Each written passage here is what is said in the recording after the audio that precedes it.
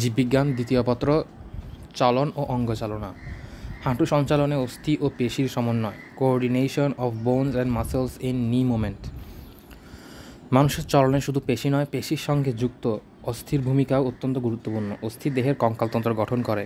কঙ্কালতন্ত্র দেহের অবয়ব কাঠামোর উপরে আচ্ছাদন হিসেবে তাকে পেশিতন্ত্র মাস্কুলার সিস্টেম। এই ঐচ্ছিক পেশি ভলেন্টারি প্রাকৃতিক হওয়ায় মানুষের দেহ বা দেহের ওপর কোনো উপাঙ্গকে যথেচ্ছা আন্দোলিত করতে পারে।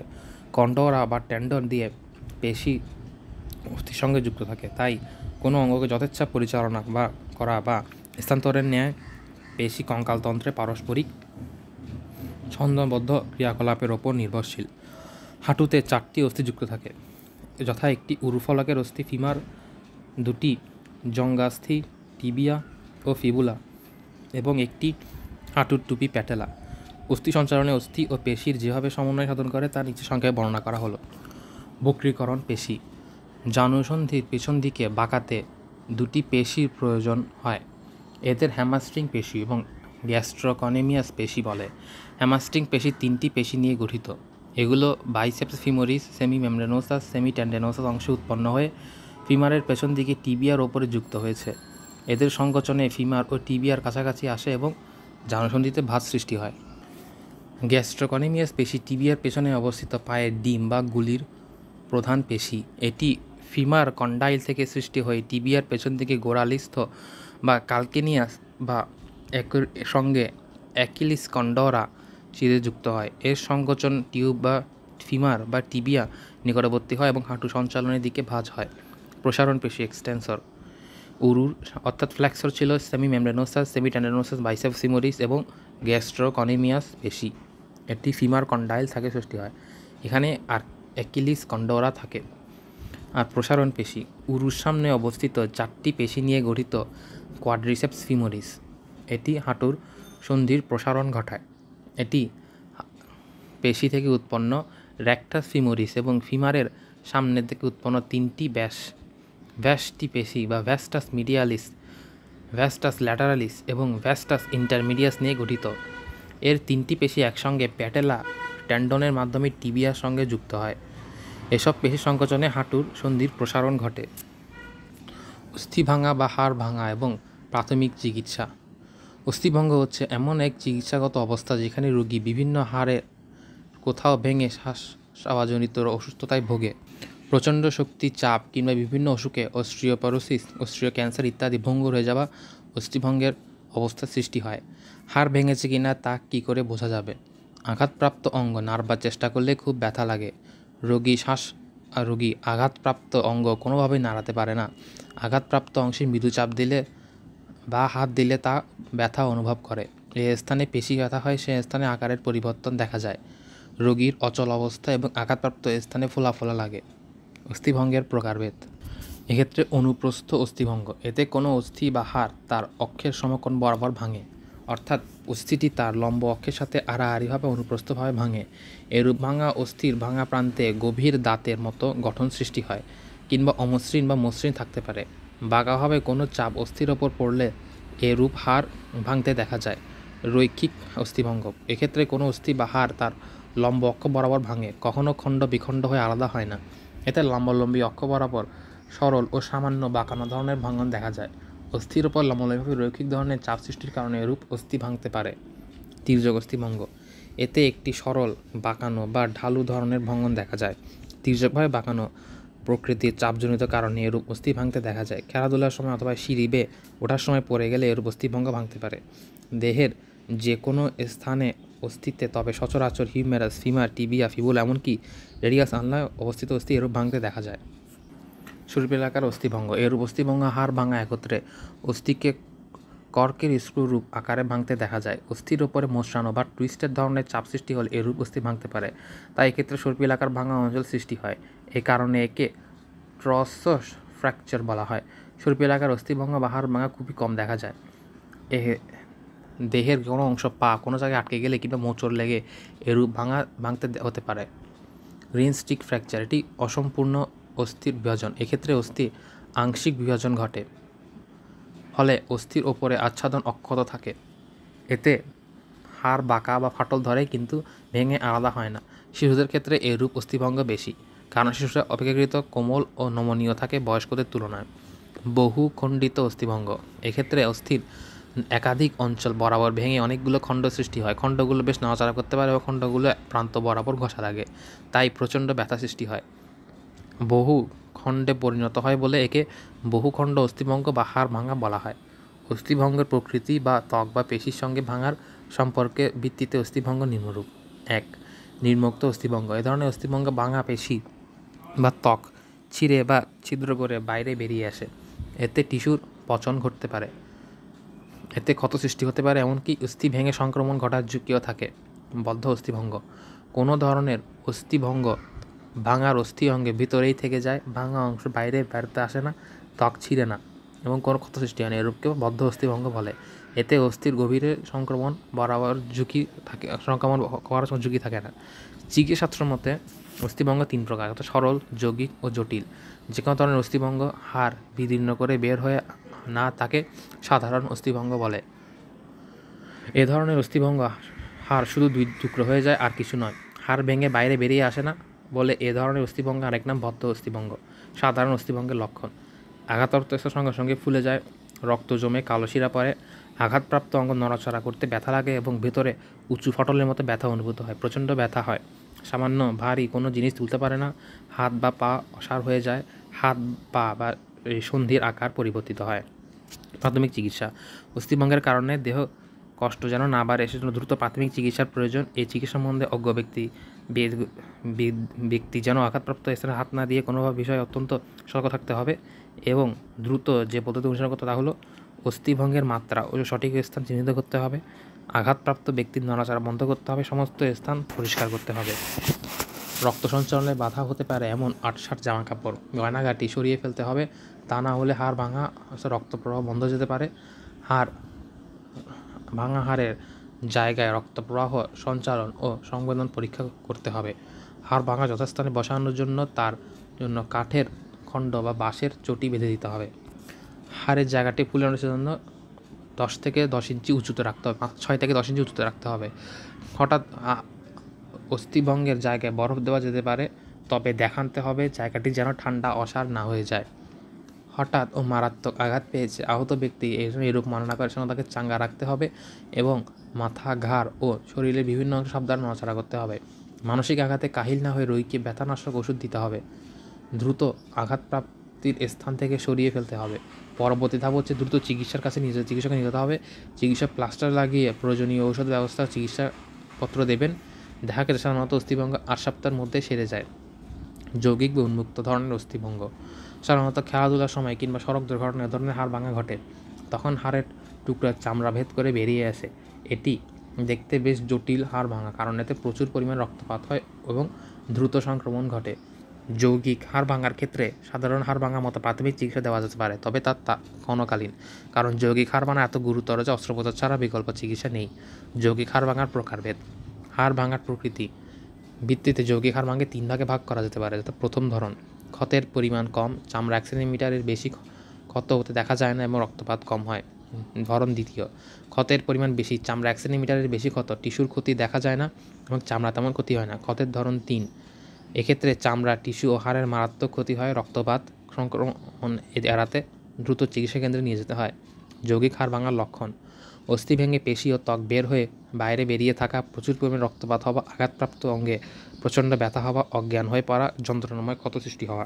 প্রাথমিক চিকিৎসা: গরম সিদ্ধ পানি ও সাবান দিয়ে ক্ষত স্থান পরিষ্কার করতে হবে। ক্ষত স্থান থেকে রক্তপাত বন্ধ করার জন্য দ্রুত ব্যবস্থা গ্রহণ করতে হবে। পরিষ্কার কাপড় দিয়ে রক্তপাতের স্থান বেঁধে দিতে হবে। রক্ত পড়া বন্ধ হলে কাপড় বদলিয়ে ড্রেসিং করতে দিতে হবে। রক্তক্ষরণ কমানোর জন্য আঘাতপ্রাপ্ত স্থান উঁচু করে রাখতে হবে। পরিষ্কার কাপড় দিয়ে ক্ষত স্থান ডেকে প্রেশার দিয়ে ব্যান্ডেজ বেঁধে দিতে হবে। রোগীর ব্লাড প্রেশার ও নাড়ি স্পন্দন দেখাতে হবে।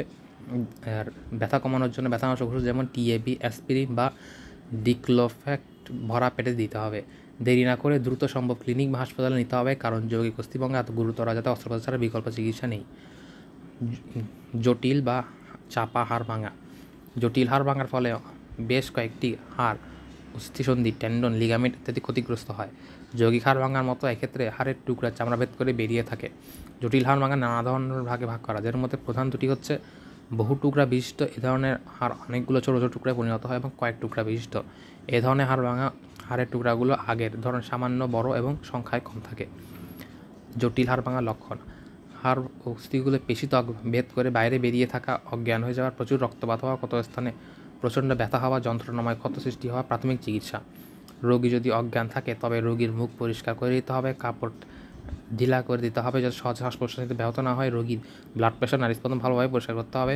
যত দ্রুত সময় রোগীকে ক্লিনিক বা হাসপাতালে নিয়ে যেতে হবে এবং চিকিৎসকের পরামর্শ যথাযথ চিকিৎসা ব্যবস্থা করতে হবে, কারণ জটিল চিকিৎসায় এতই গুরুতর অস্ত্রোপচার ছাড়া কোনো বিকল্প নেই। অস্থিসন্ধি আঘাত ও প্রাথমিক চিকিৎসা: 2 বা ততোধিক অস্থি সংযোগস্থলে অস্থিসন্ধি বলে। অস্থিসন্ধি 3 প্রকার, যথা তন্তুময় বা অনার অস্থিসন্ধি।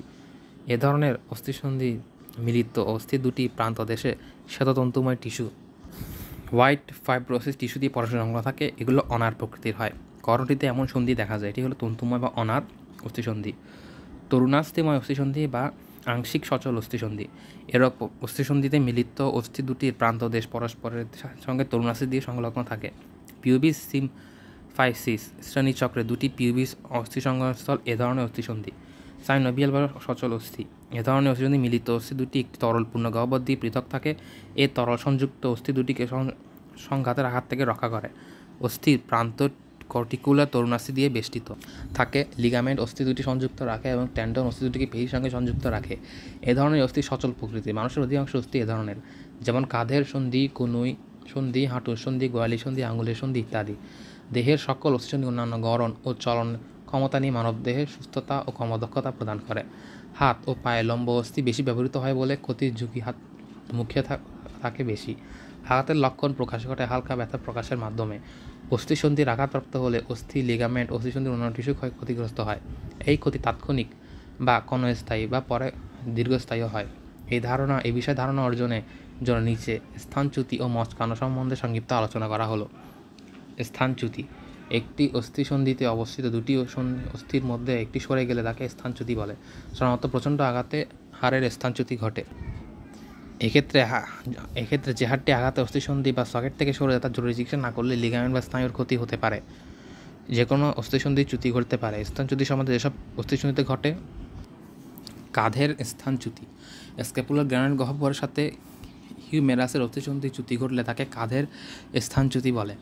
হাঁটুর স্থানচ্যুতি: ফিমারের সাথে টিউব ও ফিবুলার অস্থিসন্ধি গঠনে হয়ে থাকে। এই অস্থিসন্ধির মধ্যে বিচ্যুতি ঘটলে হাঁটুর অস্থিসন্ধি বলে।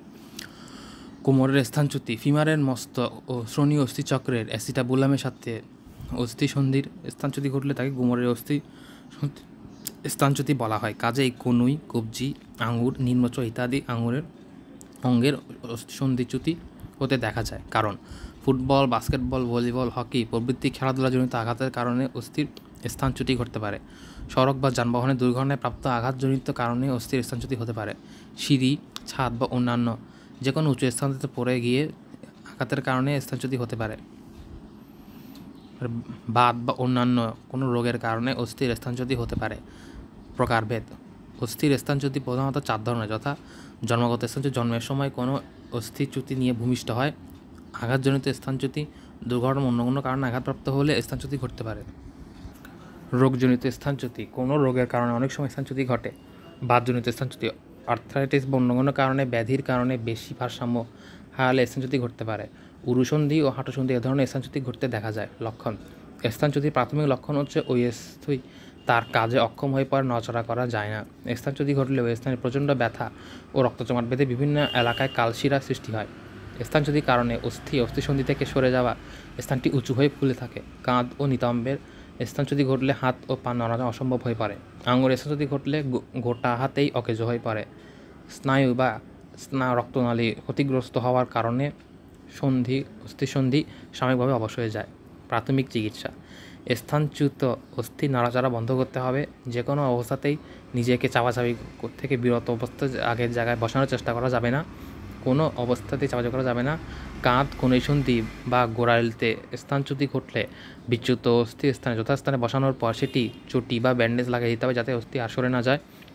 ত্বকে ক্ষতের সৃষ্টি হলে বিশুদ্ধ পানি দিয়ে পরিষ্কার করে জীবাণু সংক্রমণ রোধ করতে হবে। ক্ষত স্থান ফুলে গেলে ফোলা কমানোর জন্য আইস প্যাক বা বরফ ডাল লাগাতে হবে। ব্যথা উপশমের জন্য ভরা পেটে ব্যথানাশক ঔষধ সেবন করা যেতে পারে। দুর্ঘটনা যদি মারাত্মক হয় তবে যথাসম্ভব বিশেষজ্ঞ চিকিৎসক দিয়ে চিকিৎসা করা যেতে হবে। প্রতিরোধ: দুর্ঘটনা স্থানচ্যুতি হলে আঘাতের ফলাফল নিয়ে মন্তব্য করা কঠিন, তবে অনেক সময় সতর্কতা অবলম্বন করলে স্থানচ্যুতির মতো যন্ত্রণাদায়ক অভিজ্ঞতা হাত থেকে রক্ষা পেতে পারে। এরূপ খেলাধুলা, চলাফেরা বা যানবাহনে চলার সময় আগে থেকে সতর্ক থাকলে যে কোনো মচকানো ক্ষতি এড়ানো যায়। মচকানো: অস্থিসন্ধিতে আঘাত পেলে অস্থিসন্ধি অবলম্বন দানকারী লিগামেন্ট সৃষ্টি বা অস্বাভাবিক বৃদ্ধি বা টান কিংবা লিগামেন্ট ছিঁড়ে গেলে এমন অবস্থাকে মচকানো বলে।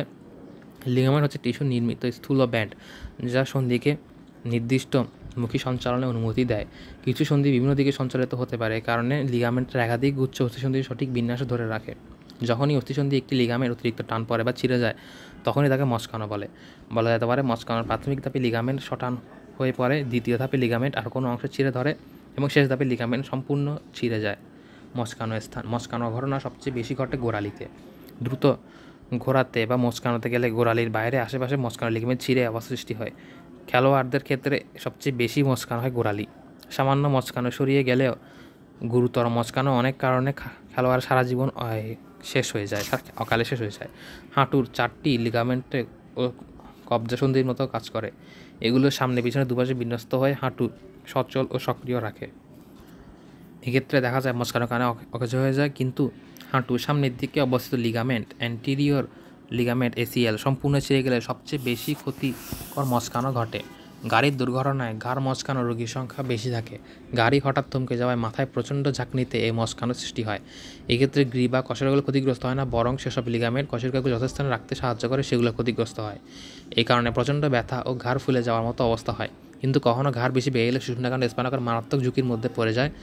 কবজি মুচকে যাওয়া ঘটনাও কম নয়। Baseball, football, volleyball, skating board, tennis প্রভৃতি খেলায় কবজি মচকানো সাধারণ বিষয় হয়ে দাঁড়িয়েছে। হঠাৎ বিপরীতমুখী উল্টে গেলে বৃদ্ধাঙ্গুল যে কোনো আঙ্গুল মচকে যেতে পারে। মচকানোর লক্ষণ: মচকানোর প্রথম লক্ষণ হচ্ছে ব্যথা। কোনো ক্ষেত্রে ব্যথা অনুভবের বিষয়টি দেরিতে হতে পারে।